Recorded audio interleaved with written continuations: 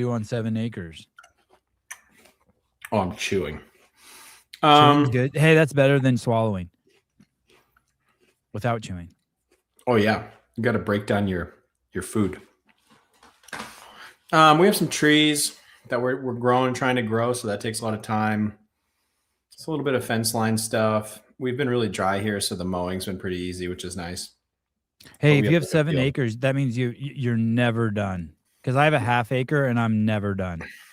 Yeah, and you also just fill it, right? Like you're like, oh, what should I do with this space? Oh, let's get this thing. Let's get a tree. Like, let's talk about getting chickens. And so you just kind of, it's good. It's nothing to complain about. But sometimes it just eats up time. Where do you live? In Mead, Colorado. Spell M-E-E-D? M-E-A-D. Mead, Colorado. What? Do you know what planting zone you're in? Oh, like 5, 6. What is that? Was the Front Range, Colorado? Oh, that's good. 5B, 6A.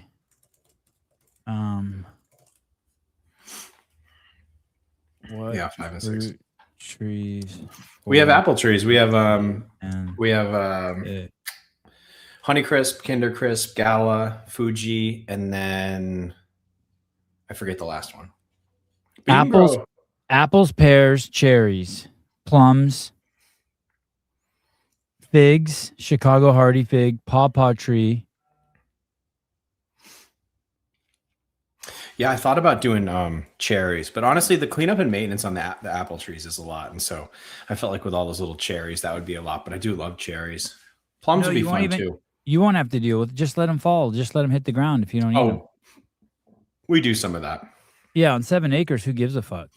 Yeah, and like animals come eat them. The dogs will eat them. Some we pick up, and some we just walk by and pick and eat. It's pretty sweet. Fruit trees are. I grew up near like a full-blown blueberry patch. Like every night after dinner, we'd go out and pick blackberries, blueberries, and raspberries, and that was our dessert. And that was the best. I've never seen a blueberry patch. I mean, I have blueberry bushes at my house. Maybe it's a thicket. Yeah, or whatever. But you're just talking about a place where there's so many blueberries you couldn't eat them all. Oh, you could not. Was that on public land? No, it was I grew up on like 27 acres, but it was mostly forest. But we had like a really nice blueberry patch. That's crazy. Oh, hold on. What is this nonsense? Quality Antics, Sevi. It was fun watching you in action at the games. You legit get in everywhere you want and poke a camera everywhere. Respect. Thanks. I'll take it. How many fruit trees do you think you have on the property? Right here, right now, we have 5. Okay, you need 100.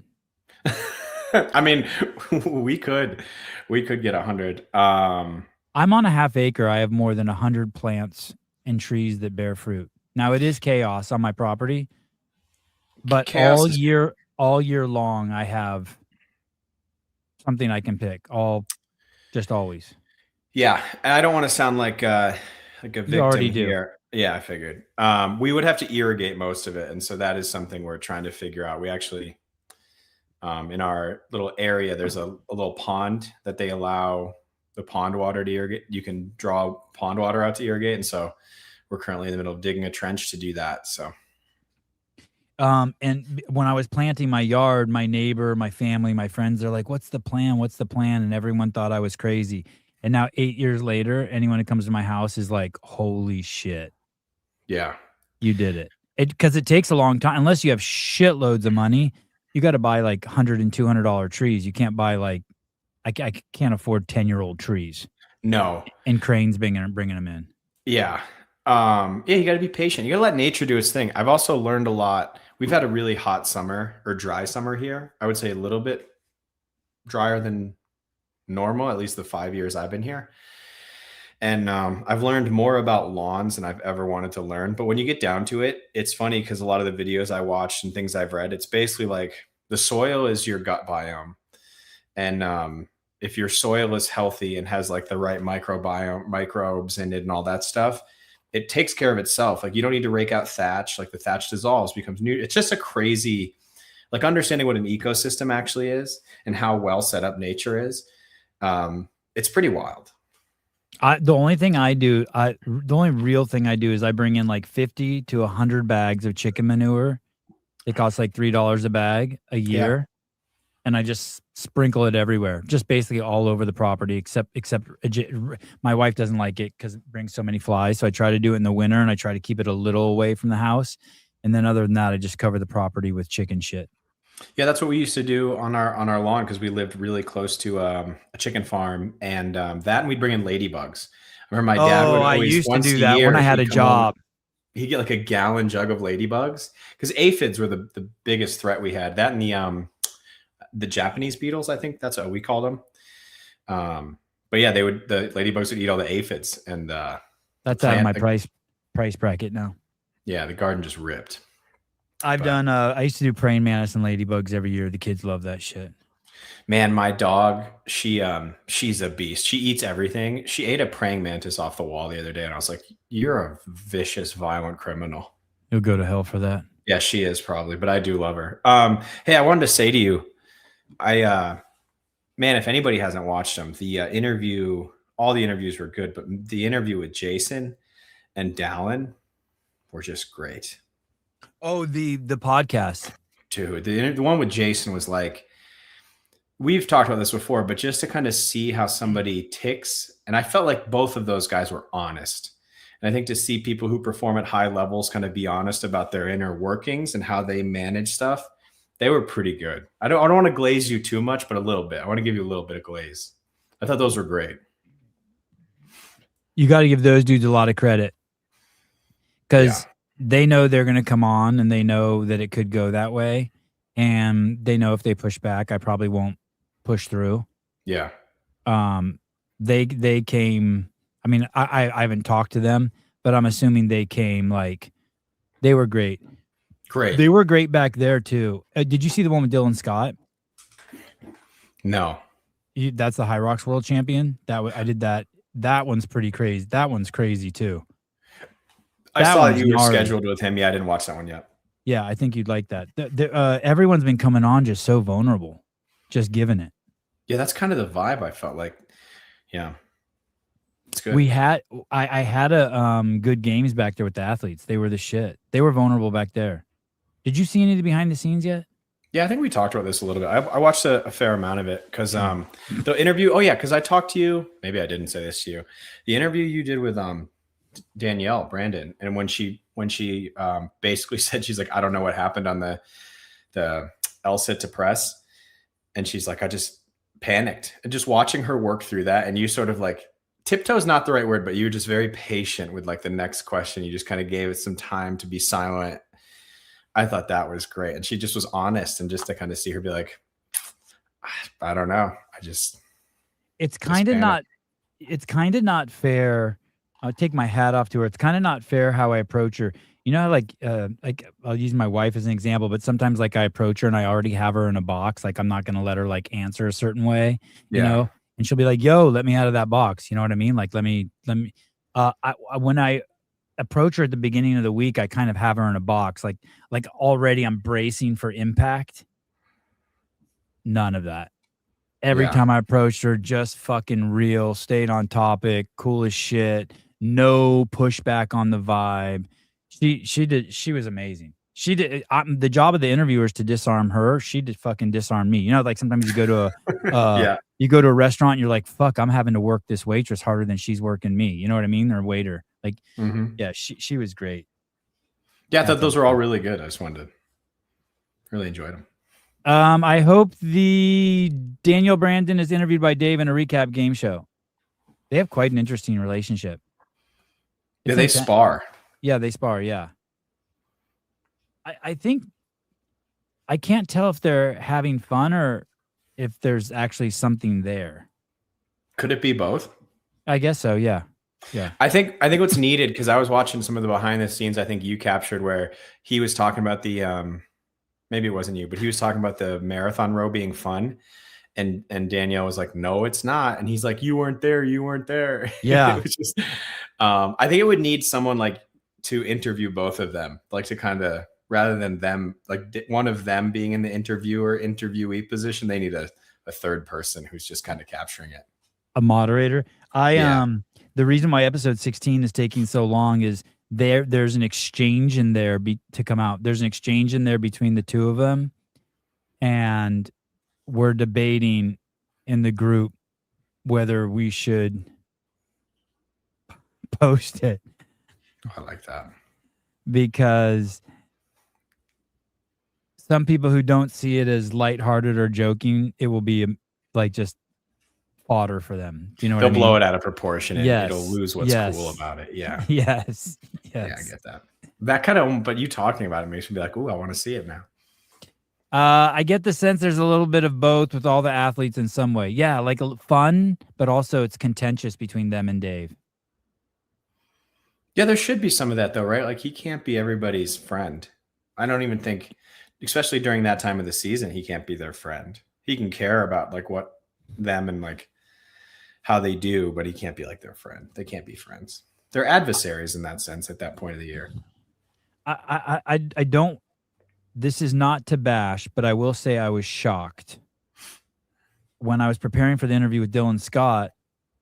I watched some of his videos, and then I watched one of Hunter's regarding the 2026 High Rocks World Championships, which were great, by the way. It's a great 50-minute video if you want to watch the Elite 15 men.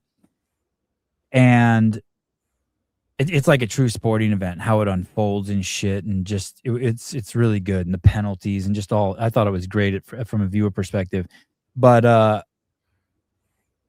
there was they talk about a High Rocks World Championships at some point where the athletes got together and said the sled was too heavy, and the event organizers took weight off the sled.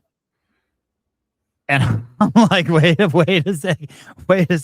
That can't be real. And then I want to say, did they do? I want to say that someone said they did that at WFP too, that the athletes got together and put in some request. I don't know if that's true. If someone can confirm and deny that, the athletes had something changed at a WFP event. That's kind of crazy. Like heavy, just hard, or heavy like of the 50 athletes who pressed it, 49 of them broke their leg. You know, like. No, yeah, it wasn't like that. It wasn't like, it was just like they decided the before the event happened, athletes are coming together and like, I understand Dylan at Wadapalooza was in a tough decision that year. They had the rain out and they were trying to figure out, hey, we're not going to do shuttle runs. What can we supplement it with? Burpees. Right. Yeah. I still don't think they should have got the athletes together to figure that out. I think they should have just you need someone just to do it. But that one I give a little bit of wiggle room. But, it's like when my kids and I go in the backyard, we play ping pong a lot, and we set our own rules. Like you just get 3 serves, that's it. Yeah. And if you fuck up, then the other guy gets a point. We just made that rule up. I don't think the games or WFP or High Rock should be doing that, letting the athletes weigh in, or the NFL or baseball or any of that shit, especially during the season or the day in the middle of a match. Yeah. Or like a competition. I think that's really hard. Yeah. Safety, like. Yeah. And maybe that's not true. I don't see anyone confirming that about WFP. So if that's not true, I apologize. But I thought I heard that about them too. Well, I'd be curious. I'll go back and watch the Dylan interview. I'm kind of curious to hear if he weighs in on that, because I feel like there's a lot of gamesmanship in High Rocks right now, and it does seem like aggressively competitive, but maybe in a good way at the top. It is. Yeah. It's so good. And you know what? They have all the same problems we do. It's so crazy. The loudest people in the room are the sleds are unfair. They're not equal. Yeah. The reps, like one guy was penalized for doing something and he got kicked out. Well, another guy only got a 15-second blah, blah, blah. And so it's a lot of the same. It's kind of cool to see that they have the same. But it was good because from an outsider, you don't get, like, I didn't give a fuck about that. All I cared about is, wow, that was an amazing rate. Like as a fan, the organizers should be stoked. Because I didn't go there wanting to enjoy it, and I was 45 minutes blew by. I want to watch that now. Yeah, watching people run side by side, it's like, I don't know. It's like when you do a CrossFit workout in class and not everybody has their lane, and maybe it's like you run in the door and you go to the pull-up bar that's nearest to the door, like you're not running all the way to the end of the, just like that kind of stuff. Man, if they had that in the games, as they didn't have lanes, like people would be like tombstoning each other into the ground. Have you watched today's Week in Review? No. All right. We had a meeting with Dave. Oh, you did? Well. How's his mood? He's focused. Oh, okay. So he's being Dave. You know what I mean when I say that about Dave? Yeah. Yeah. Very focused. All right. 1.25 speed, James Hobart, Sevan Matosian. Here we go. Monday, August 3rd, 2026, weekend review. I started this programming review series. I'll put a couple links in the. Have you watched those? His reviews yet? Yeah. No, because I didn't know if we were going to review them. Okay. I saw one last night and I started to watch. I said, oh, maybe Savvy and I will review these. I don't know. I haven't watched it yet either. Yeah. We'll discuss. Cool. In the description on the video, on this weekend review video, where I basically go through each day of the game. So I went through Wednesday. I filmed that on Saturday, posted that. Yesterday I went through Friday, and then later this week I'll do Thursday and Saturday and Sunday. And just going into a lot of thoughts on what I programmed, how I got there, things I would have changed, things I liked. And, you know, I saw. Are you surprised he's doing those? Yes and no. Yes, in the sense that I feel like Dave doesn't talk about a lot of stuff publicly, though he has more in years. And no, in the sense, like, I know he's really analytical and critical of his own stuff. But I've never seen him like share that with the world so much. Yeah. Okay, I could get on board with that. Yeah, a lot of my friends talk endlessly about programming. That's not a lane that Dave and I talk in. Like, he has other friends he talks programming with. I mean, honestly, I don't really talk to Dave about that either, in rare cases. Comment this morning on the second one saying, hey, I see no discussion of Murph. Clearly that was never planned. Definitely there's a lot of gaps in terms of like the whole thought process. Like there's things that I'm not talking about that thought about. I mean, I went through every single workout and every single games in this exercise and drill to come up with these games this year. And there were a lot of workouts I thought would be good. There's a whole list of workouts I put on a board, but there's a whole list of workouts I just skipped over. I definitely considered Murph, but again, with the 20 events and the volume and everything we were doing, I just didn't want to go there, especially with some of the, you know, understanding that I definitely was going to do the 2007 workout. Murph has a lot of pull-ups, obviously. So regardless, check out the series. These are a lot of things I talk about. And I'm okay with Murph not being in there. Yeah, me too. Dive into that on the next one. The kids event, someone commented last week about people going around and shutting down people filming. They were only shutting down people streaming. And apparently they had a problem where a few people were trying to stream the event and those people had to be told to stop. So if you were filming your children just for the sake of capturing the moment, that's very different than at the teenage games. That's very different than streaming it live, especially when we have a broadcast and a broadcast partner. So that was what was going on. See, those are the fucking nuances that it seems like the vast majority of internet commenters don't fucking pay attention to at all.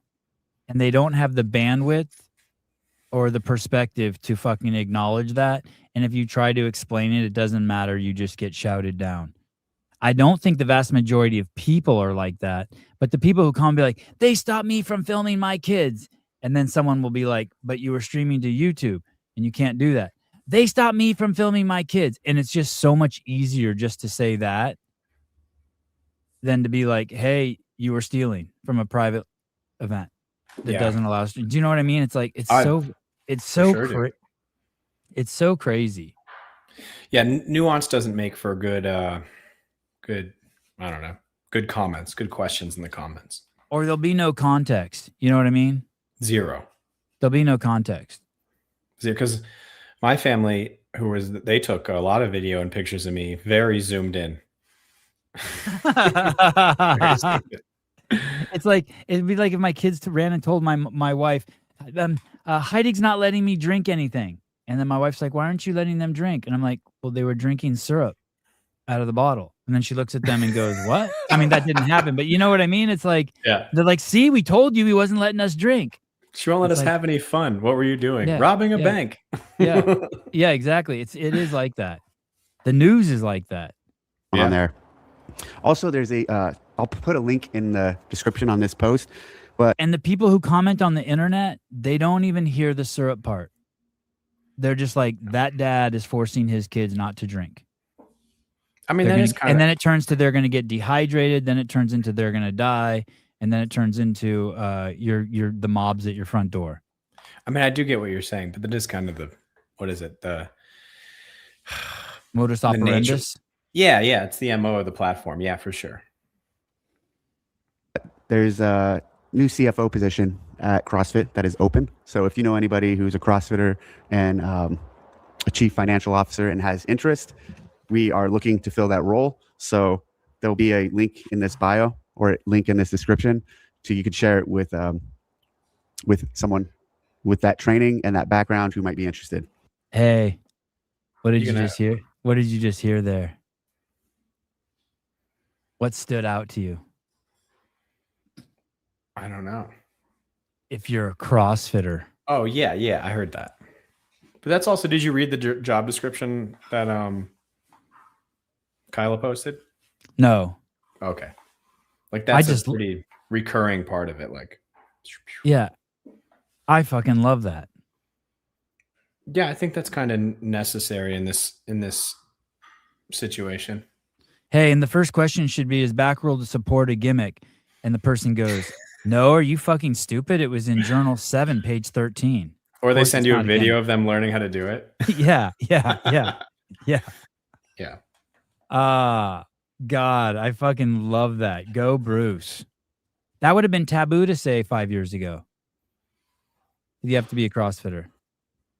You think so? Yeah, I do.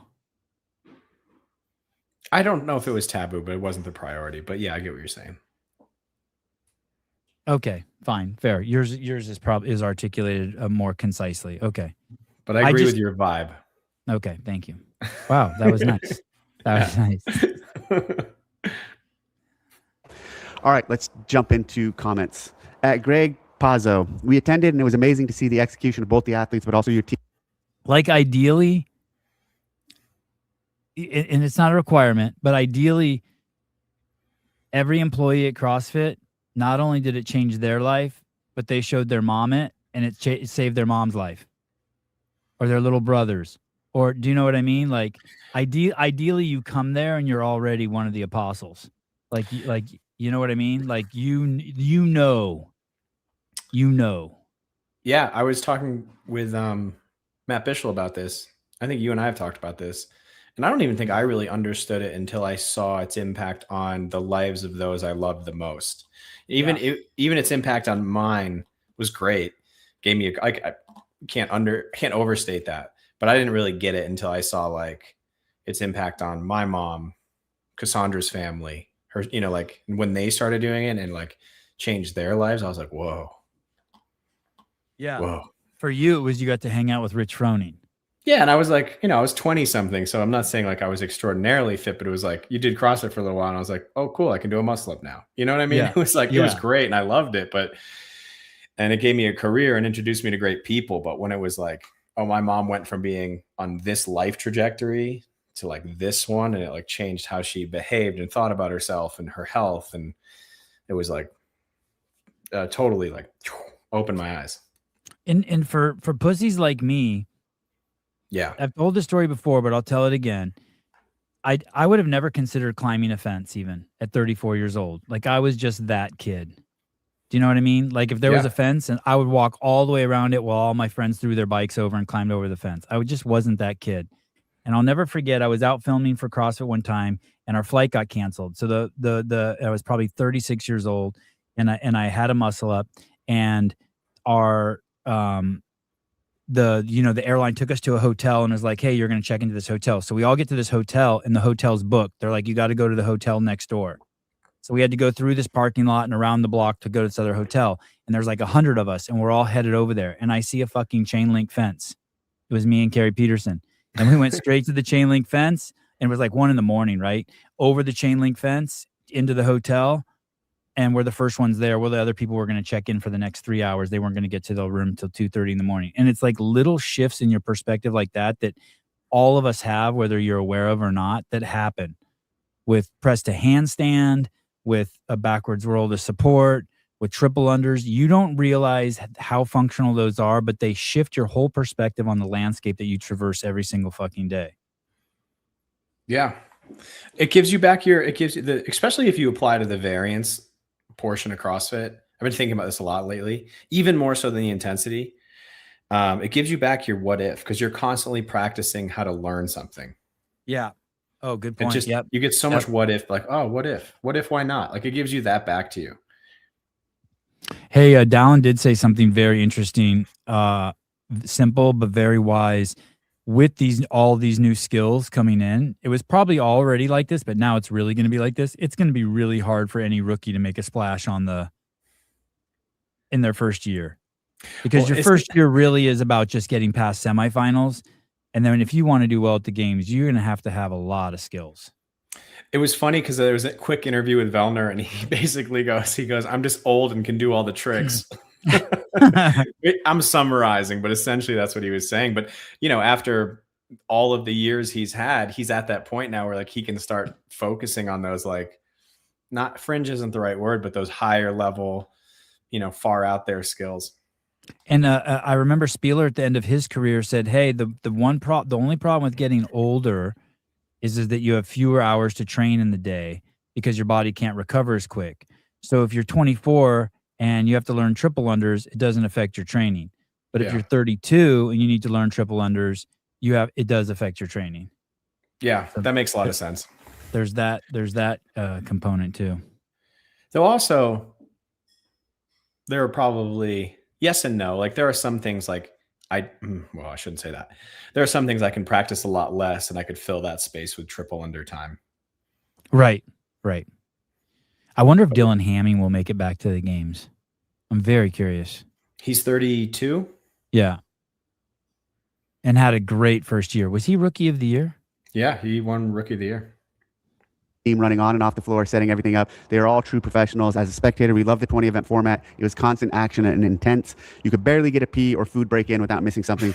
I wish we could have experienced more of the Wednesday events because it looked awesome, but also great. Hats off to the CrossFit Games. From the fans' perspective, that shit was moving. Yeah. And that's what the fans want. That was the whole thing. Dana White wanted to upend boxing with MMA, just because in boxing there's so much waiting. He just wanted it to be go, go, go, go. Not to stand outside in that heat. 364 days until hockey tryouts, CrossFit Games 2027. And, there's people. I was watching JR. JR never takes his eyes off the floor. He loves all of it. He likes watching them set up, take down, how the judges stand. If you ever get a chance to watch the games with JR, you'll be in heaven. It's like going to an art museum and not knowing shit, and him being like, right here is where the artist sneezed, and you can tell the brush moved in his hand. You can see he painted later in the day. The paint is thicker here as the day got hotter and the paint started drying. You're like, wow. I mean, he knows some shit. You should do my idea next, or our idea. What's that? That we were talking about. It's where we find somebody's like who's really new to CrossFit, their first trip to the games, and JR just caddies them. He's like their. Oh yeah. What was I going to say really quick? Oh, it was funny to me. I had some friends from the gym who went out and family who went out. They sent me more videos of the equipment team moving stuff and the rogue team doing stuff than athletes, because they were like, it's crazy how many moving parts there are, and like how well they're in sync and how efficient they are. And I was like, this is what you send videos of. Like, there are these athletes doing these crazy things, but they were blown away by sort of the machine of the games. And for those of you who don't know, in the early days, it was only the games that did the judges and the equipment people, like marching band. Dave did that. I guess that's his military doing. Before, like, you would go to other events that are non-CrossFit events, and it was just fucking chaos. They just walked onto the field any way they wanted. Facing any direction, any outfit. Yeah. And now there's like it's like synchronized swimming. Yeah, thanks. The volunteers and staff, everyone who's on a gear team or everyone who's on any team there, they're critical, and the leadership that those teams have to make all of that happen in terms of the black shirts, the people who are guiding them is great. And it's come from years of experience where putting the right people in the positions and expectation of how it's going to roll and what the responsibilities are and the schedule, tight timeline necessitates that people really move in an orderly fashion. At Nate Woodford, amazing stat. The winners average the best placements between the trail run and the deadlift. Reminds me of the 500-pound deadlift and under 5 mile challenge. At Grey Ghost 07, great games. Have you So if you take the trail run and the deadlift, I'm stretching what that guy's saying a little bit. He's suggesting that was most indicative of 1 through 10 on the leaderboard. Yeah. I need to see that. Help and do that. That's your assignment for the day. So I need to see that. That's interesting. The trail run and the deadlift. The fastest person and the strongest person. Interesting. Hey, that's why what Adam Klink did was so fucking crazy. The 1 mile back squat? Yeah. Or sorry, he did a back squat for a mile. The 1 mile sub 5 and then a 500-pound back squat. Yeah. Considered interviewing a few. I think you know who else did that? Quinn Robinson did that. Yeah, he's really strong. He was much bigger in person than I thought he was going to be. Yeah, he's a big boy. Yeah. The rookies. It'd be great to hear their perspective. Thanks for all you do. I have not. I actually will interview probably the top 3, maybe the top 5. I'm not sure, and maybe a few random people. Maybe I'll include a rookie. At Josh Dillenbeck, I understand needing to pay for the games, but I'd much rather you all put a wall up on YouTube. That way my money goes to CrossFit instead of some random brand. Hell, I'd probably even subscribe to CrossFit's YouTube channel before I pay Flow. Just a thought. So I need to hear that wait one more time before I respond to that. I'd much rather you all put a wall up on YouTube. That way my money goes to CrossFit instead of some random brand. Hell, if they put a wall on YouTube, 30% of it goes to Google. And That's you'd rather, I don't think they know that. And you'd rather do that than give it to an organization that's focused on 25 different sports that CrossFit should infiltrate all of them as a training methodology. I don't understand some random. Here's the reason why it's cool if it was on Netflix or if it was just on YouTube. Like if it's on YouTube, you're still paying because we all pay $200 a month for internet. If it's on Netflix, you're still paying because you pay $200 a month for internet and $19.99 for Netflix. I get why you want it on there because somehow you think it's free. Like if I was already a Paramount subscriber, so when the UFC moved there, I was stoked because then I'm getting the pay-per-views free. I'm not really getting them for free. I understand that feeling. Yeah, it would be awesome if I don't know if CrossFit was on Netflix. That'd be rad. Yeah, I don't have anything. The only drawback of it being on Flow Elite is that you have to pay. It's another subscription. Like my kid wants to get a surf camera subscription for California, so he can see all the surf cameras in California, so he knows where to surf. Like, and I'm like, fuck that. Oh, we'll just go down to the beach. We'll just go down to the beach and look. That works too. Yeah, because he can't drive yet, can he? So it's not like he sees one like 40 miles away and he's like, all right, I'm gonna go surf. No, it's me. Flow Elite gave money back to a lot of athletes. Yeah. There's nothing of interest to those people on Flow Elite. That's the problem. Interesting. Yeah, exactly. And there is shit, and there are a bunch of shows that you want to watch on Netflix that you shouldn't be watching because you should probably be in your yard planting an apple tree. Absolutely. Getting some berries for a nice little post-dinner treat. I wonder how he's going to answer this. Probably even subscribe to CrossFit's YouTube channel before I pay Flow. Just a thought. So on that note, they gave prize money to athletes. They also have an engagement with us, a deal with us. So it's not like Flow isn't doing things to help the sport and isn't engaging with us on that. So by subscribing to their paywall and watching it there, you're actually also helping the sport grow. So I hear what you're saying, but I think it played out well. I think it's a good engagement and excited about the future and seeing if we can do something with them in the future. Let's say Flow paid all the prize money. All of it. Yeah, let's say they gave him, I don't know what it was. Let's say it was $1 million this year. That's basically what Reebok did in their first year. That's why the prize money skyrocketed. The first year that we signed with it went from like $25,000 a year to $300,000 for the winner, or $250 or something. Yep. So where are we getting at? I mean, it's the same shit. It's the same shit, except Reebok was selling you shoes and Flow is selling you access to watch it. I guess that's less tangible for the audience.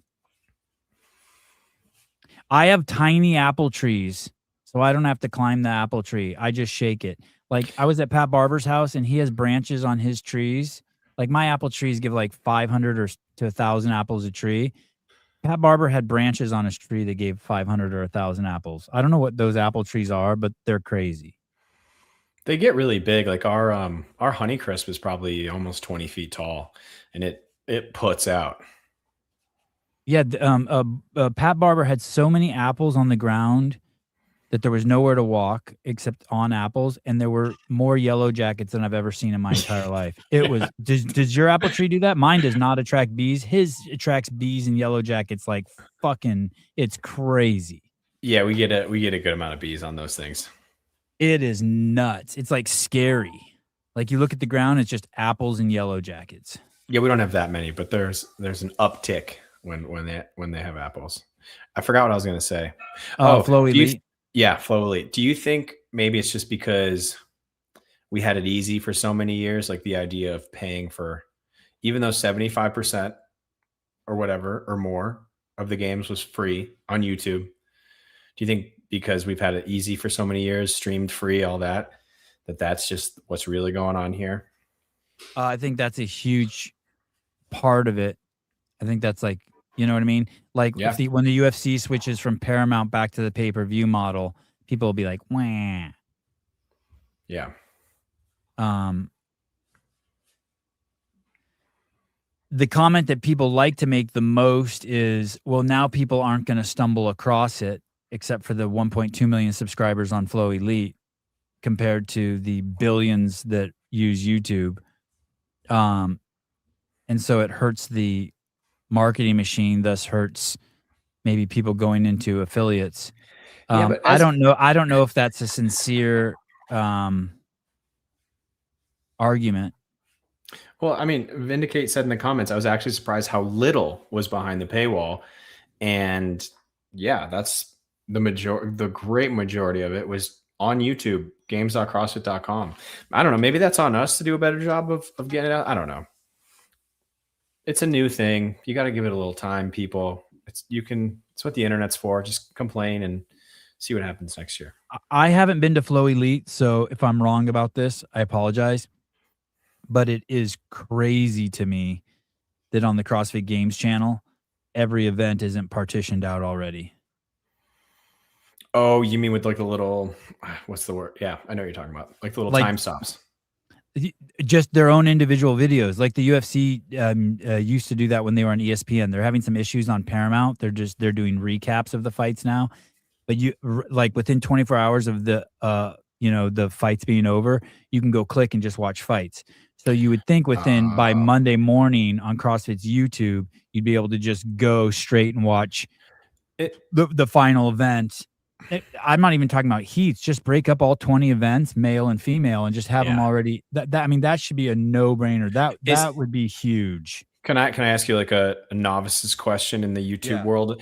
Does that so let's say the games itself got a lot of views, continuing to put people into that single video, even if they have to search around, maybe gives it more views. Is that having the views not amalgamated, but like all in one place? Is that better for the algorithm than having them distributed across other videos? Like if we threw a bunch of videos on the channel and then they have less views, does that like hurt the algorithm? Does it not matter? I don't know. I don't know the answer to that, but I know that I know anecdotally that if I want to see an event and there's a 6-hour video, I will not click it. That's a really good point. How hard is that to do? I'll go do that. Oh, it's so easy. It should have, before the event started, they should have had the bumpers, intro and outro ready for all the events. And then as the events finished, someone should have been clipping them and grabbing them and had them up within 48 hours. I'll do that. You also leave the whole thing up there too. The way the UFC does is they leave the whole thing up there. So if you want to sit down and watch the whole thing and have the experience, you can have that experience. But also like, people would just be like, hey, I can't, like as hype came out about Austin Hatfield and someone down or someone pushing each other in the 500-meter sprint, like everyone would be watching that. And some events would only be 15 minutes, so you could watch while you're eating cereal, and some would be 60 minutes, and you could watch while you're in bed at night. Yeah, it would be fun to show some people in our gym the backward roll, forward roll to support really easily. Be cool to show them that event. I think they'd like that. Cole, dickhead Cole. Paramount situation is totally different when they switch. Most people save hundreds of dollars from not having to pay extra for pay-per-view. Yes, they will still pay, but way less. Yeah. I don't know what you mean by the Paramount situation is way different. I think he's saying because they're not saving money. CrossFitters are not saving money by purchasing Flow Elite. They're having to spend more than if we streamed all of it for free. Oh, right. But a lot of people also didn't have Paramount and they had to purchase it. But I see his point. Yeah. There's so little I know. I mean, I know a little bit about that YouTube world, but yeah. And here's another thing that's a huge. I think minutes watched is the metric used for distribution. Yeah. So that's another thing. As the viewer, that's a really good point. Like, minutes watched are more important. That's not a stat the public sees, but minutes watched are hugely more important to the algorithm than views. Hugely more important. So I posted a little video on my Instagram the other day, and it was like everybody stopped watching it after 8 seconds. It was like a 50-something minute video, so that sucks, right? Yeah, I blew it. Yeah. So if you retention is everything, because the more I don't work at Google, but the longer you watch it, the more ads they can insert. Got it. I was looking at the stats on my kids' YouTube channel, and when we monetized the channel, the viewing retention went down by 50%. You monetize the channel. Oh, so it's throw ads in there. It's a 10-minute video. On average, people watched 5 minutes of it, and then we threw. As soon as you monetize it, the retention goes to 2.5 minutes. It was fascinating. I just figured out who could play Hobart in the Sevon movie. The guy who played the professor in Gilligan's Island.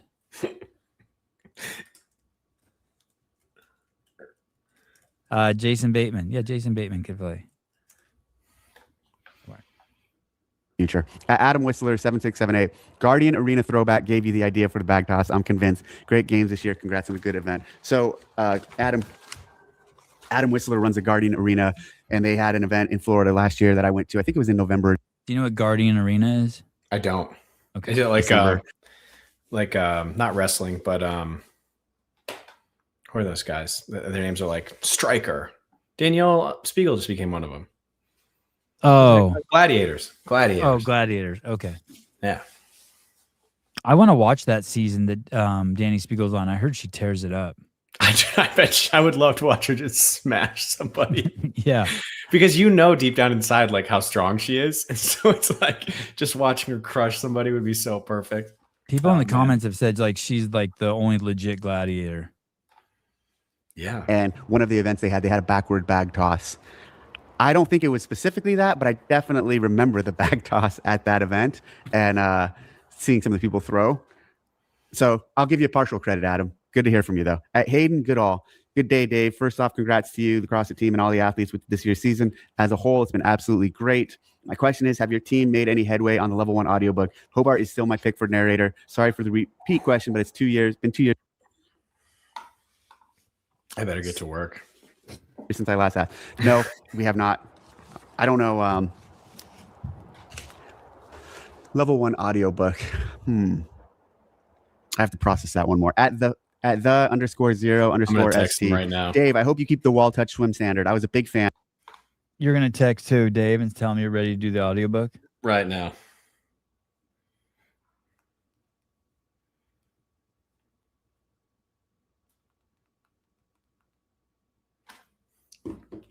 Okay. Let's roll. Do you know that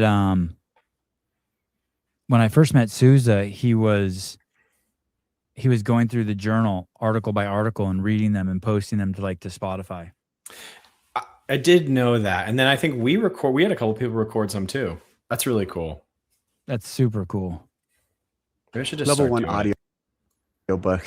I have to process that one more. At the _0_ST. Should I just start sending Dave really just dual set toned good morning or go to sleep messages? You're like, good morning. Oh yes. Dave. Just to throw my hat in the ring. Hello, Dave. We're 13 days away from the summer equinox. That will, in tradition, that is the hottest day of the year. Also, if you're into the celestial signs, Sagittarius should be having a beautiful month. Shit like that. Yeah. Cassandra has this alarm clock that like has this meditation wind down voice. And for some reason, the voice is like so grating to me. And she turns it on and I'm just like, I just want to run out of the room. The lady sounds so scary. It's like, I feel like the lady is going to inject something into me that paralyzes me and then like cuts my toes off one by, like, it's that kind of voice. You know what I mean? Oh, will you send me? Did she get that on Amazon? I'll send you the clock. Yeah. Send me the clock. I want to get it from my wife. Okay. Can you, does it have different like things she says? Like, we've never, oh yeah. It's like every night is like not every night, but yeah, like there are different like wind downs. Like, okay. I like that. It stresses me out. I honestly try not to listen to it. I'm getting anxious just thinking about it. Like I'm holding my hands together. I hate it. Oh, I think that might be it. Hatch alarm clock says the comments Vindicate. That might be it. Oh, he says it's creepy. Oh, Vindicate. That CEO sweatshirt, my wife gave it to her friend and she absolutely loves it. Thank you. She just told me that before I came on. Level 1 audiobook. I have to process that one more. At the _0_ST. Dave, I hope you keep the wall touch swim standard. I was a big fan. I think you undersold it in your explanation, so let me do it for you. Naval Special Warfare, BTC, does not allow flip turns for time evolutions like the 500 and the 1K swim. Maybe to maintain consistency in times, all swimmers with advantages or not. But that said, I did not like the choice of movement outside the pool because it pretty much took away the flip turn advantage and still gave it favor to the swimmers who can manage water control and breathing, which is a skill and not pure fitness. A better test would have been strict pull-ups or dips, something that could bring the heart rate just down a touch. Hope to hear your thoughts. The whole intent was to keep the heart rate up. And so to keep it very high intensity and to keep it like a pure, difficult with intensity CrossFit workout. So I didn't want their heart rate to come down. I wanted their heart rate to stay up, which is also, as I said before, one of the reasons why we didn't allow them to dive in or stay underwater any longer than they needed to. So I disagree with you. I agree with you on the first part. Thanks for liking the standard. I didn't think the standard was a big deal at all. But I disagree with you on the second part about the movement, not liking the movement selection. I thought because you're basically stating you wanted something where they would recover, and I wanted them to go in where they were still at. Do you have anything to say about that? It's just it's Gwen 2.0. I don't know why people are so fixated on this one standard for this one workout. Well, now this person's frustrated with that it was paired with burpees as opposed to pull-ups. Yeah, I think burpees were right in that situation. I think like a burpee or some other simple high heart, like a kettlebell swing. It's hard to judge. Light dumbbell snatch would have been great. Big range of motion. Hey, dude, kettlebell and pull-up would have been crazy with the hands being wet. Yeah, exactly. So that's the other stuff you have to consider, right? Like if you want to, you got to maximize all of these needs and desires for the event. A super high heart rate. At Ben Rodriguez 7730. Hey Dave, great way to celebrate 20 years of the game. 6 of us committed early to attending the games, which is a big ask from Australia. Airbnb booked days after the games were announced. Airline tickets bought soon after. Then we sweated on getting the games tickets. All worked out great until events and activities started to be added after our plans were finalized. We planned to arrive on the Wednesday and get some sightseeing around San Francisco and San Jose, but as the event started to be announced, we realized our plans were toast. That's not true. They weren't toast. This was a little disappointing for some of our party, but we managed to get tickets to the ranch experience. Nate, this was an awesome experience, and we're glad to get out and see where it all started. It was amazing to be present at the 20th CrossFit Games. Just really quick, guys, if it's your first games, okay. But if you've been watching the games for 15 years or 20 years or 10 years, you know to show up a whole week in advance early if you want to get everything, because there's always things being added and things being changed. Always. Like you never know. Like, hey, the truth is all of the athletes and all of the media, even after Wednesday, weren't 100% certain that there wasn't going to be a surprise event on Thursday. It's just the way it is. And if they wouldn't have announced, and just so you know, if there wouldn't have been a Wednesday event, but they had them register on Tuesday, you can pretty much be sure, oh shit, they're going to do something Wednesday or Thursday. And he's hinted that next year there might be a Thursday night event. And so, like, I understand if it's like their first time ever, but if you would have talked to some people, like, like, hey, if you want to see the games, you better and you want to have time to do shit, you better show up like Sunday night and then hit the ground running on Monday. Yeah, like a big vacation. Yeah, and if you're a crazy diehard fan, like the whole venue on Monday was surrounded by all the athletes. Like the Brute camp was training on one corner on Barack, the other, another camp was training on this corner. Like just show up there Monday and just fucking loiter around the venue and you'll see crazy shit. Yeah, get a baseball signed or something. Yeah. And San Jose was a great host city. Thanks for everything you've done and continue to do for the CrossFit community. Thanks for your service. Some of us may be back in a few years, maybe the 25th games. Cheers. Well, thanks. I'm glad you guys came out. I'm glad you enjoyed it. Why I said that's not true. We had advertised very specifically that the games were Friday, Saturday, Sunday. The Wednesday piece, when we did add it, was not really open to the public. There were some people, because we did it in Morgan Hill, that we did open it to. But sounds like you still had a really good time. Glad you came. And hey, the swim event was absolutely no fans allowed. And then right before it started, they changed their mind and they opened the gates and let all the fans in. So like, that's cool as shit. Someone like, you know what I mean? Yeah, that unexpected stuff. Yeah, you can be like, oh, I wish I was there for that, but you never. Because I remember not there. I got in there. I got in the swim event, and then I was trying to find a way to get Jenny in. And finally, I text her. I'm like, hey, dude, I don't think there's any way I can get you in. She's like, I'm already in. They let everyone in. I'm like, oh, fucking hey, that's awesome. Wasn't that like Pedro was standing on wasn't allowed to step on a Dave's property. He was on the road. Was that like is that a joke or was that like? No, that was real. That's my favorite part of that video. Yeah, yeah. Hey, and I understand CrossFit's like frustration with people doing that, but also you have to, in the big picture, that you have to take that. The vast majority of people see that as a compliment. Like there's a YouTube channel where there's a website called Apple Rumors. And I heard the owner of that website makes over $1 million a year. And all they do is talk about rumors. And they're always trying to get leaks of the newest iPhone, the newest AirPods, the newest, you know what I mean? And it's just all the leaks. And the fact that we have such a ravenous community that's trying to sneak peeks and learn all the rumors and see what parks have been held by CrossFit HQ to do events, like that's all flattery. Like no one's shitting on Apple because their iPhone got leaked. I mean, they're probably internally, I understand the frustration, but from the outside, like we love that shit. I'm glad to hear you say that because obviously you don't want mistakes to happen. But that was like when an open workout got leaked and everyone got like so twisted about it and I was like, guys, I think it's a really good sign that a workout got leaked and everyone is this excited over it. Like if a workout got leaked and people are like, I don't care, I'd be like, ooh, we're in trouble. But the fact that like we're arguing over a workout getting leaked and how much it matters. And I'm like, no, this is a really good sign that people care that much. It's a really good sign. It's awesome. The leaks are awesome. That's the fun being on the outside. That's like the most fun being in the media is just like finding the leaks. I should start out here for the leaking stuff. Someone should start a CrossFit Rumors website. I one time I wonder if it's taken. I think I registered. They'll come get me if I do that. Yeah. Domain name at one point. I can't remember. No, man. Ranch experience. A lot of people really enjoyed that. And I hope you do come out all the way from Australia, maybe for the 25. At Andrew Sten 1623, great event last week. First time watching the elite individuals in person since 16. Love the events and venue. Wish the divisions, masters, teens, adaptive would have received some recognition besides just walking out during the opening ceremony. Some video highlights between events would have been great.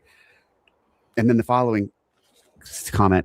At Kristen Kenny 8058, it was a fantastic game. I competed as an adaptive athlete. I love being part of the opening ceremonies and all being in the same city. I'd love to get us all at the same venue too. So you had an adaptive athlete who was really happy to be included in the opening ceremonies. You had someone else who kind of was a little critical, not critical, but just basically saying, hey, it was cool you included them in the opening ceremonies, but you could have done more for them. I think it was great having them in the opening ceremonies. I was running around trying to organize Greg, trying to organize a hopper, so I really wasn't able to say hello or engage with as many of the athletes as I wanted to during that opening ceremonies. But I think it was really cool that the event organizers for those events were able to pull that off, take some time from their schedule, send them over, and then we're able to bring them out all on the floor. So I was happy with that. In terms of getting them all in the same venue. Hey, yes, it would be amazing if they had highlights while we were in there, while they were moving the weights around of the Masters Division adaptive team. No denial of that. Why didn't you make some? Yeah, exactly. And that's what it comes down to. But you know what would be easy, which I've been saying for 2 years, is they should take the final event that the short stature division does I think I got that politically correct, right? And they should do that in the main venue.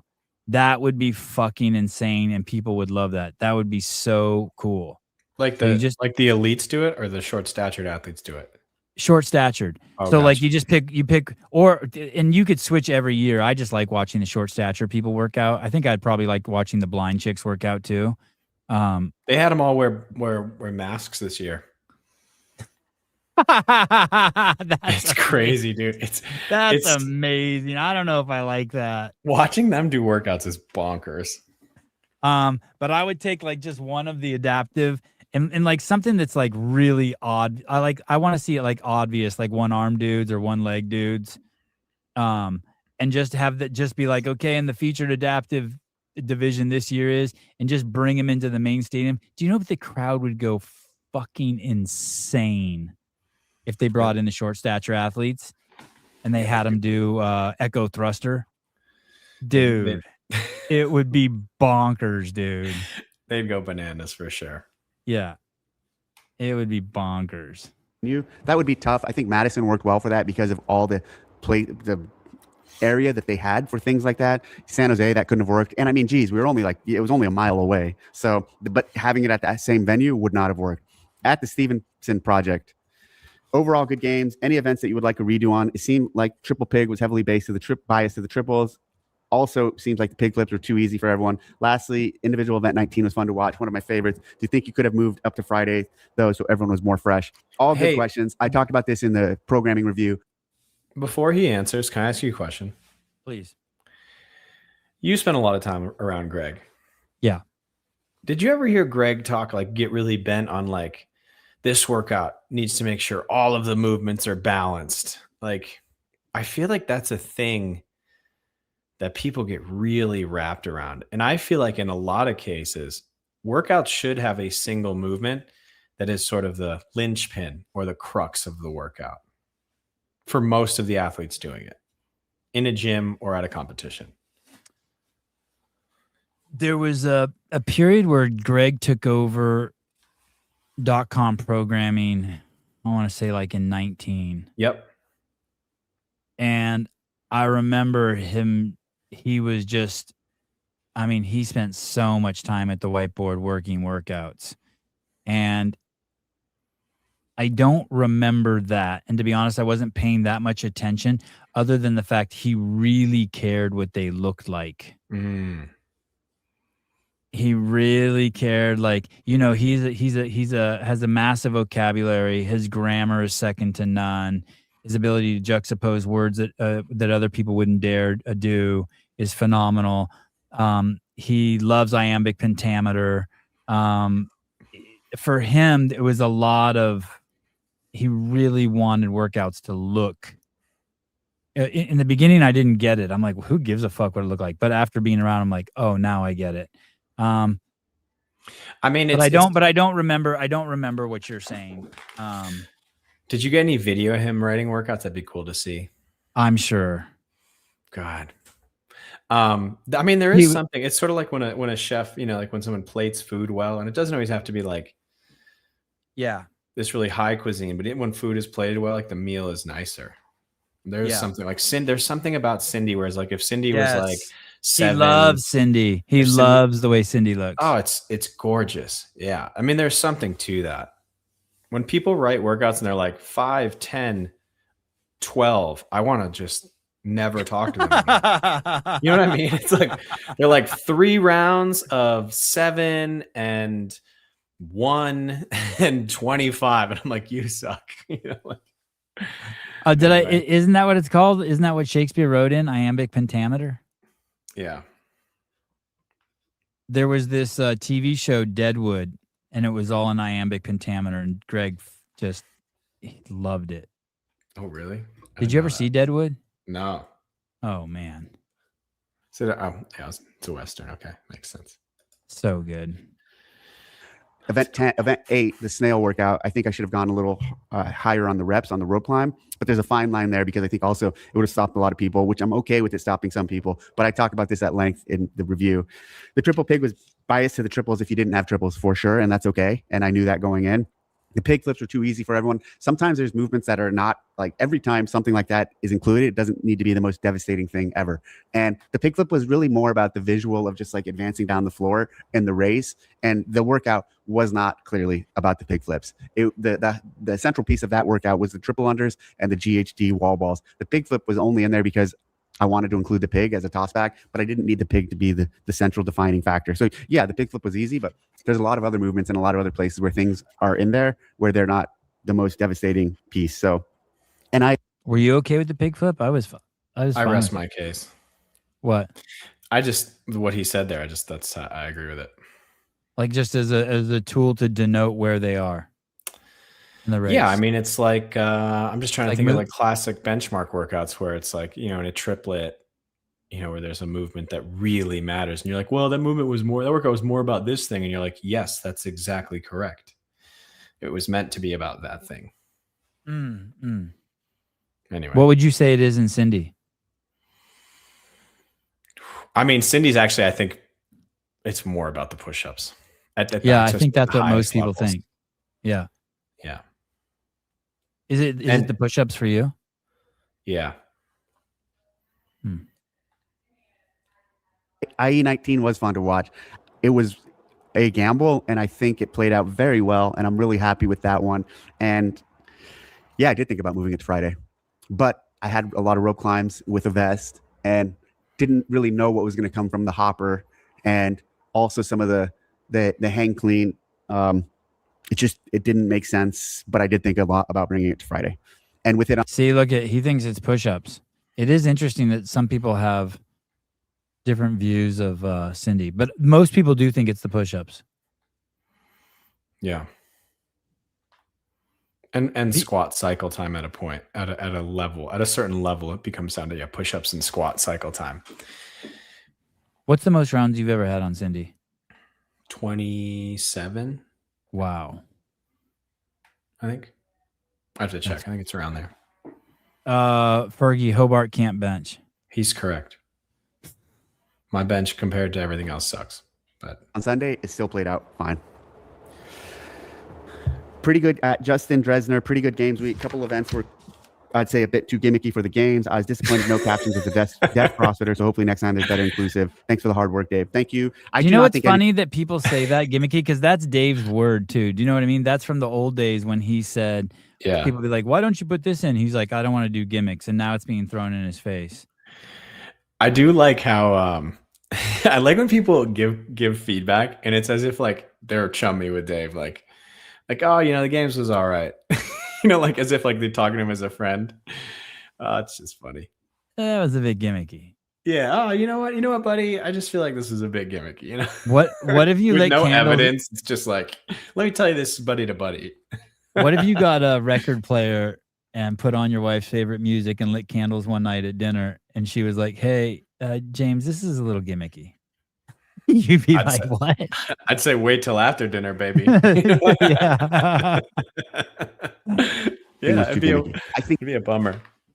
You look at everything new that was introduced, and I think it was things that have been in CrossFit or been around for a very long time. Even the backward roll to support, the press to handstand, you might say those are gimmicky. Those things were featured in CrossFit Games articles. Are those people just kind of, I don't want to be mean to them, but just revealing they don't really know what CrossFit is?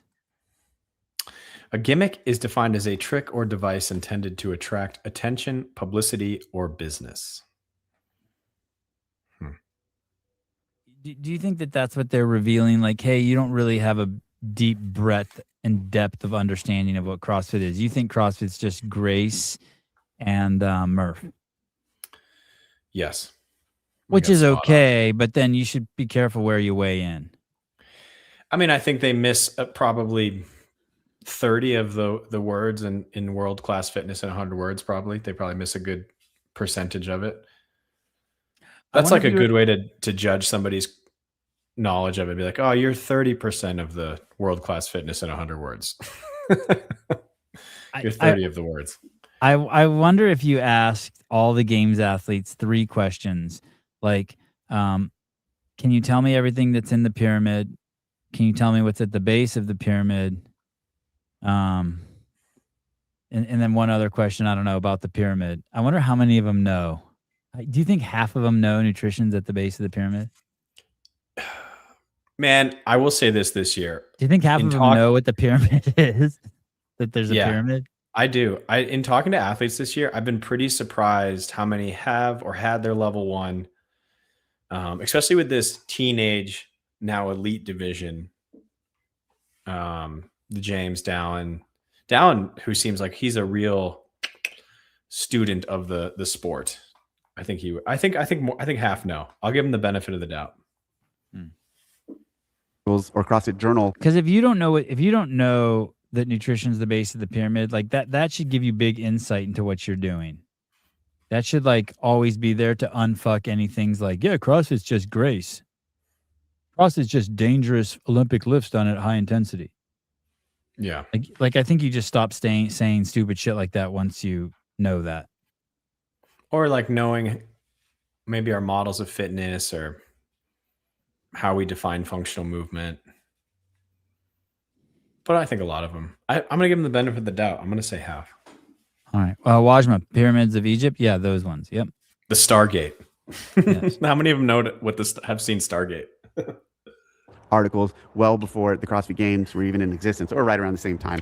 But so like, of all the things we did, because I'm very sensitive to gimmicky things in the games, I do not think there were gimmicky things in the games. At Justin Dresner, pretty good games week. Okay, I just read that one. At Ty Jensen, 2379. It was great getting to meet you. I luckily ran across you outside SAP on Thursday morning while the demo team was working. Thanks so much for taking the time to talk to me, take a photo, and let me share some of my story. Do you foresee next year's games back at SAP, given how well it went this year? I would love to take the games back to SAP next year. The problem is they have a $400 million renovation that is going all summer next year. So the games in San Jose for next year are complete, or in SAP Center are completely out. Oh, nice correction. Nice correction. Was that a slip right there? Nice correction. The games will not be in SAP Center next year. Dun, dun, dun. Which is disappointing because it was a great venue, but it's also a great place to keep in the back pocket for future games for sure. At Christian Vander Weilen, 1530, I liked it when the events were things we did for WADs at our affiliates. Haven't been a huge fan of the new gimmick events that have overtaken the competition since first came to Madison. Wow. See, golly, that is yep, you're right. That's a misunderstanding of the methodology and the application of it. Like they don't know. Maybe your affiliate owner hasn't told you what you're really doing. Maybe they just don't know. Their affiliate owner isn't doing the 5-minute talk. Hey guys, just so you know, we're here at CrossFit. I do hope that's something that comes out of this year's games is like we equip people with tools, how to do a backward roll to support, forward roll to support. Even if it's just you get people practicing holds or a partial skin the cat or bring skin the cat. Yeah, skin the cat. Or you just get more rings hung up at your gym. That would be a great start. The day before I did the interview with James Sprague, I asked Greg something along those lines. What do you think about backwards roll to support? Is that gimmicky? He looked at me like I was a fucking idiot for asking that, right? He's like, no, you need to know where your body is in space at all times. You need to be comfortable upside down, parallel to the ground, and always. That's a huge component of fitness, and that's one of those things. And hey, that's why so many people can't do the backwards roll to support, because they can't fucking figure out where their arms and legs and head and center of mass is as they're fucking flipping around, and where to direct the energy, the effort. Yeah, and I think it's like worthwhile reminding people, maybe like when I came into CrossFit, I felt like CrossFit was gimmicky. You know what I mean? Like kipping pull-ups were gimmicky, but then you understand what's going on. Yeah. Pistols were gimmicky. Well, I had seen those before, but pistols were gimmicky. Handstand holds were gimmicky, but when you understand what's going on, I think it really changes that. There was crazy pushback one year in Carson when they had the masters do handstand walking. Now the masters would probably be pissed if they didn't get handstand walking, but there was crazy pushback one year. Do you remember that? I remember the masters having pushback about something, but I don't remember the handstand walk. I thought they had a bunch of issues. Maybe it was the handstand. Yeah, I don't remember that. It was the year. What was the year they did that wooden worm? We did that in like 2012 or 2011. The Burden Run was 2012, maybe. Yeah, it was out there on the field, and some of the masters just refused to even try to do the handstand walk. They're like, "Fuck you." Yeah, it's interesting. I was talking to a couple masters athletes, and they were discussing how some of them think after a certain age, like they shouldn't prescribe certain movements at the highest levels of competition. But they were also honest about the fact of, well, then if we stop prescribing it to masters at these ages, stop obtaining these things, do they need to obtain them? Like, who's the 70 plus fella? He's at a mass. His last name's Ackerman. Tom Ackerman. I forget his first name. Sorry. But he was, I think, one of two males in this year's open to get a ring muscle up in the 70 plus division. And I wonder, it's like, if you take those things out, do they stop achieving that? And Yes. if the muscle up exists, is it causing more harm than good being there? I'm apt to say that it's like, you got to leave the responsibility to the individual. And if they're like, I don't think I should do muscle ups and I won't, okay. But for the Ackermans of the world who can do them and get them at 70 plus, like, sure, his life is better for it. I don't know. Yeah, I agree with you. I think I believe that. But it was interesting talking to him about it. Like, also, I think that's a conversation we should continually have these conversations. Event 1, you can do in your affiliate. Event 3, 4, 5, you can do in your affiliate. Event 7, you can't do in your affiliate, but you can go to a pool and do.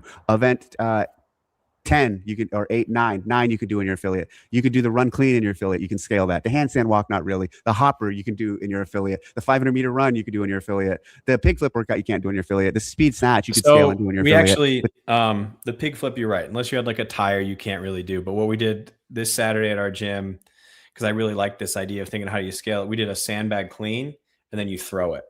Then you go pick it up, you clean it, and then you throw it forward. And you had to throw it 50 feet. And I thought that was like, it kind of mimicked the same action of a pig flip, and members loved it. They loved it. If you went to CrossFit Crash, you can do the pig flip workout. Yeah. Well, if your affiliate owner loved you as much as JR loves his clients. Or if your affiliate just has fantastic coaches who can scale anything and apply it to the equipment they have, you could come to CrossFit Mafia and get that. There you go. Cheers.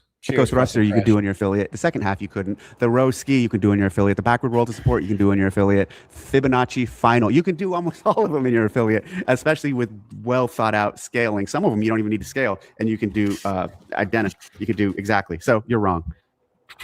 Boom, roasted. Yeah. At Jason Nessel 3280, what are your thoughts on the amount of people cramping up on day one after the swim workout? Also, how did you feel about the swim workout after seeing it completed? Did it go as you envisioned with no flip turns and no dive start? I talked about this on the review of day one. I think it wasn't the workout. We had a lot of people test that workout. It wasn't that workout alone. It was that workout with the culmination of everything they did that day, the entire volume at that point. In the first heat of women, it was like 3 women cramped up really bad. Second heat, I think it was 2. First heat of men had 1 or 2. And then the second heat of men also had a couple. So I was surprised, but not surprised, just because it was the complete volume of the day. They had just done the bike. They had a really long run. They had the total, obviously, and then they had the first event. So it was a lot, but it didn't prevent them from continuing on in the weekend. And good thing there was nothing after that in the 8th event. And how did the swim workout after seeing it complete? It worked out beautifully. I loved it. I love that workout because it's something anyone can do anywhere. If you're a good swimmer and you want to measure up against these guys in this workout, you could do. Yeah, that's an interesting point. The one workout you can't do at an affiliate, the swim workout, you can do it at any pool you go to. So they even made that one accessible. Push back even more. Roasted. This with the burpees. And I think it was a great workout that went through a lot of iterations. I like the amount 500-meter swim, 500 meters or yards of swimming, and 100 burpees. And even that pairing and in the way it was dosed out, I think was great. At Mr. Justin Birch. A world-class hater. Just a hater through and through. You'll never find a pleasant comment from this man. Oh, my favorite. Dave, the games were entertaining and overall great, but I was shocked when you said the production was run by the same team we have every year. The day one production and coverage was atrocious. I would have never guessed that the team running the production that had been around for a competition, had been around a CrossFit competition before. So much missed action happening that we never saw, and so many big lifts that were not shown. It got better over the weekend, but still had events where athletes who won the heat were never even shown, or there were tight races to the finish that were missed. When the broadcast crew had trouble commentating on events because they didn't even know the athletes are or what's going on, you know you've got problems. Might be time for a new production crew. And then someone says, "Hope he sees this." Here's the deal: that Wednesday was really big, really large, and really outside the norm of how we typically run events. If anyone should Dave, I've been around hating forever, just nonstop. And I completely understand that the internet has been a massive problem at the ranch since 2007. And the code has never been cracked on it. And that it must have cost you a fortune to go to back and forth in one day, because there's no way you can afford 2 full-scale crews at both venues. And so it must have been crazy going back and forth from Morgan Hill to the ranch, back to Morgan Hill, then back to SAP. That's 4 locations in 24 hours. I mean, it's just like, it takes a fucking IQ of a fucking hamster to figure that out. And if you were in Morgan Hill, that was in BFE too. You remember? I mean, it's just out in the middle of orchards and hills and like. Do you remember that clip from the video where Greg was teaching Roth triple unders, and he goes, you don't got to jump triple the height. You just have to spin the rope 3 times as fast or something. So you don't jump 3 times as high. I thought that was so funny because it got me thinking. Imagine athletes are doing triple unders and they're jumping 2 feet off the ground. And the reason I brought that up is, one, I thought it was funny. It was a great piece of insight from Greg, and also sometimes people just looking for answers in all the wrong places. You know, like, stop trying to jump 3 times the height and just spin the rope 3 times as fast. Like, what's the right answer or solution to this problem? If you're a world-class hater, like, why don't you just try practicing? You can change your perspective on what's going on. Why don't you just change your perspective and just for like 2 weeks, focus on positive things, on things you're grateful for and things you like. Do you think people should give feedback on the internet? Sure, I think you can give feedback on the internet, but it's like, it's so sad. And like, we all know people like that, and everyone fucking hates you. And is that your worry? Because no one's gonna tell you that. And then what ends up happening is the people that hate you, a lot of them are world-class haters too. And then you guys end up start like packing together and have the most. How you do everything is how you do anything is how you do everything. And so these people, you have to understand that, like, you're world-class hating, and then I know you do that in your everyday life, and then you have to also understand all the people around you in your close circle are also doing that, not only to you behind your back, but you're doing it to them behind their back. And eventually you guys are all getting manipulated so fucking hard, it's crazy. And you don't know it, but everyone else sees it from the outside. That's what I wanted to ask you. And Magic Carpet Ride 1 comment at 3:06 p.m. kind of speaks to this, is because, for one of my thoughts on this is like, who cares? But it's like the general concern that, like, those haters just kind of amalgamate this just mess of, like, I don't know, like an ideology or a mood that just continues to transpire throughout their life and spread to others. Like, I think the Magic Carpet Ride said something like, the hater is probably the same person who is tailgating me on my way to work. Like, that is, like, their attitude in the comments is just like their whole life is like that. Is that what you're concerned about? Concerned isn't the word, but it's like,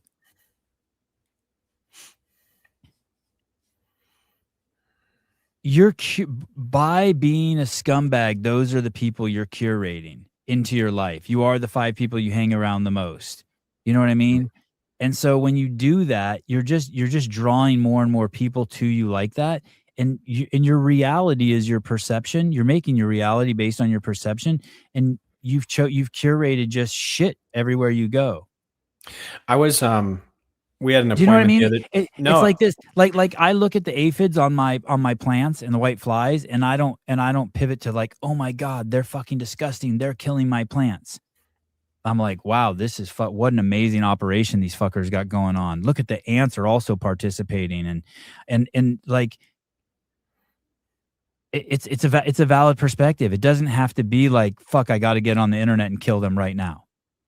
Yeah, the what if. Yeah, it's going back to that. Like, you got to have that what if, why not mentality. I think is gives you better opportunities for life.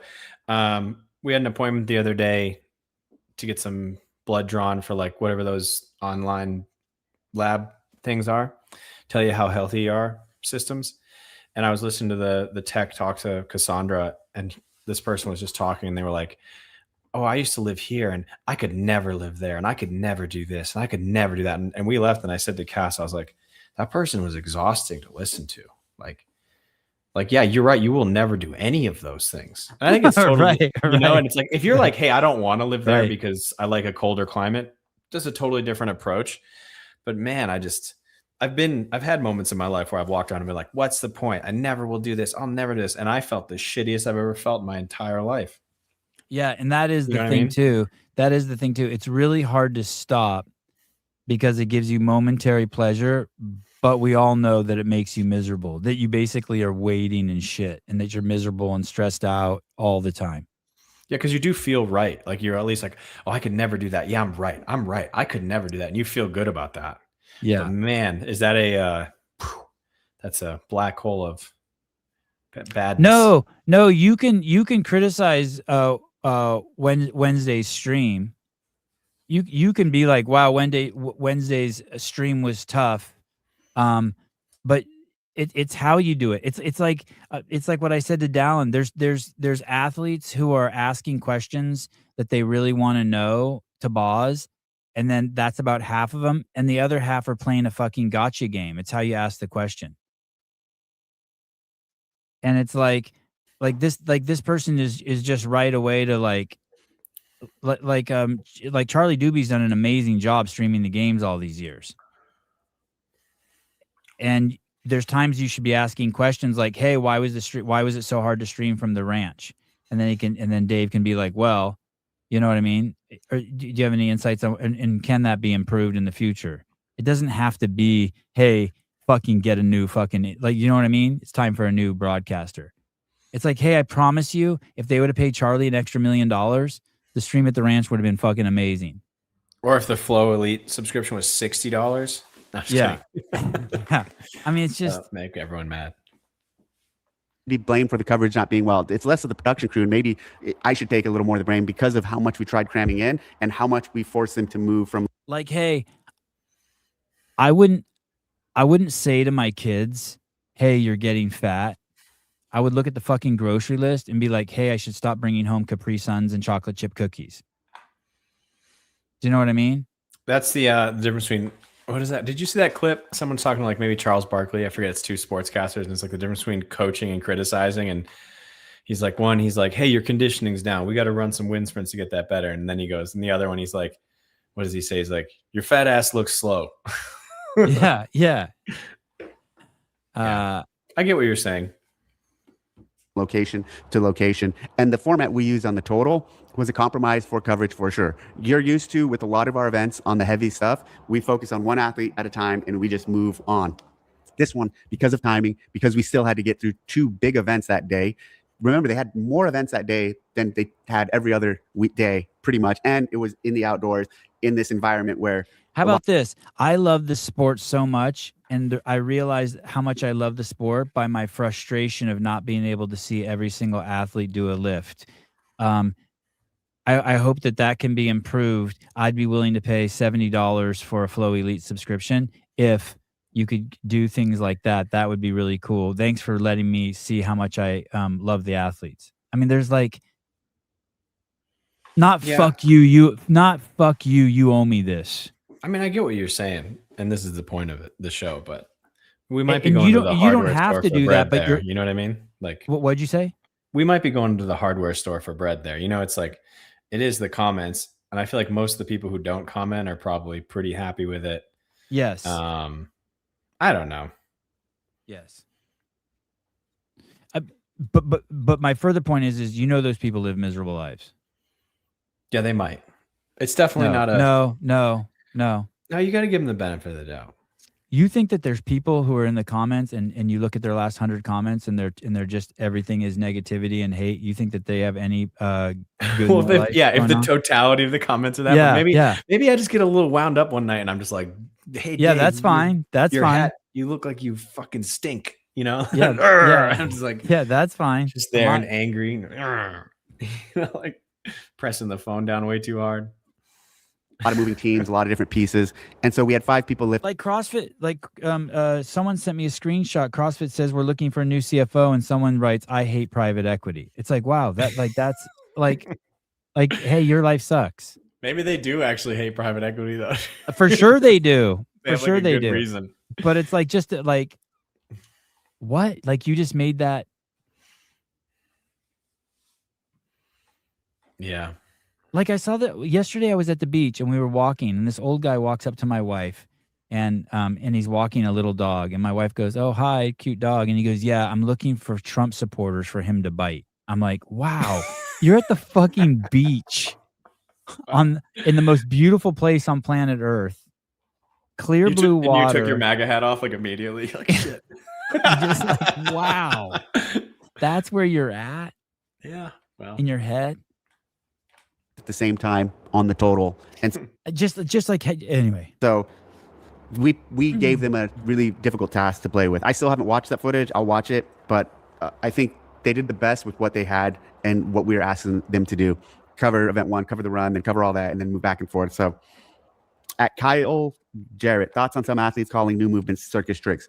I don't know. I didn't see anyone. Maybe a bunch did, but I don't know who called them circus tricks. But I think I'll go back to, once again, people who took 20th through 30th think it's circus tricks. Everything we did here was well within the realm of what we've seen in CrossFit before. I mean, a decade ago, Greg Glassman was putting out and talking about the backward roll to support. And then a decade before that, it was in written articles. I'm not suggesting that people don't take the hate or take the love. I'm only just talking about those people. It's like free advice for those people. Yeah, fuck, everything you put out on the internet, the base of the pyramid is please judge me. But by no means am I suggesting that you don't take the hate with the love. By no means. This is a judgment full zone. Yeah, just come. Yeah. Yeah. Come with all the judgment you want. I'm just saying, if you're like those people,